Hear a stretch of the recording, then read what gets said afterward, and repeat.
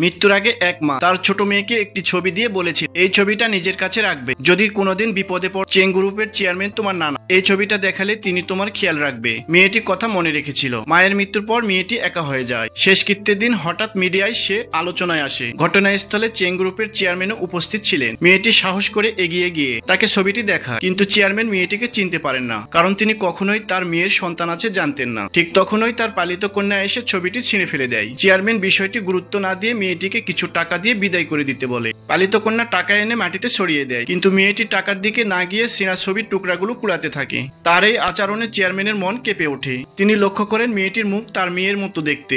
সন্দেহ তৈরি হয়, তবে কি এই মেয়েটি আমার নাতনি? তিনি পালিত কন্যাকে মেয়েটিকে খুঁজে বের করতে বলেন, কিন্তু সেই কন্যা এক ঘৃণ্য পরিকল্পনা করে। মেয়েটিকে গোপনে অপহরণ করে একটি পুরানো গুদামে নিয়ে যায়। গুদামে এক অপহরণকারী মেয়েটিকে ভয় দেখিয়ে বলে, তুই যদি কথা না শুনিস তাহলে তোর কান কেটে নিব। কিন্তু সাহসী মেয়েটি চুপ না থেকে তাকে কামড়ে দেয়। এদিকে চেয়ারম্যান পুরনো ছবির ছেঁড়ার টুকরো খুঁজে পায়। এক টুকরাতে স্পষ্ট দেখা যায় এটি সেই ছবি যা তিনি বহু বছর আগে তার মেয়েকে দিয়েছিল। তখন তিনি বুঝে ফেলে সন্দেহ সত্যি হলো, এই মেয়েটি তার নাতনি। তিনি সাথে সাথে নিরাপত্তা বাহিনীকে নির্দেশ দেয় মেয়েটিকে যে কোনো মূল্যে খুঁজে বের করতে। তারা মেয়েটির অবস্থান শনাক্ত করে। চেয়ারম্যান নিজে গিয়ে তাকে উদ্ধার করেন। মেয়েটিকে দেখে তিনি আবেগে কেঁদে ওঠেন, আর মেয়েটি কান্না ভিজা চোখে তার মায়ের কথা স্মরণ করে। চেয়ারম্যান তাকে বুকে টেনে নিয়ে বলে, তুমি আমার নাতনি, আজ থেকে তুমি একা নও।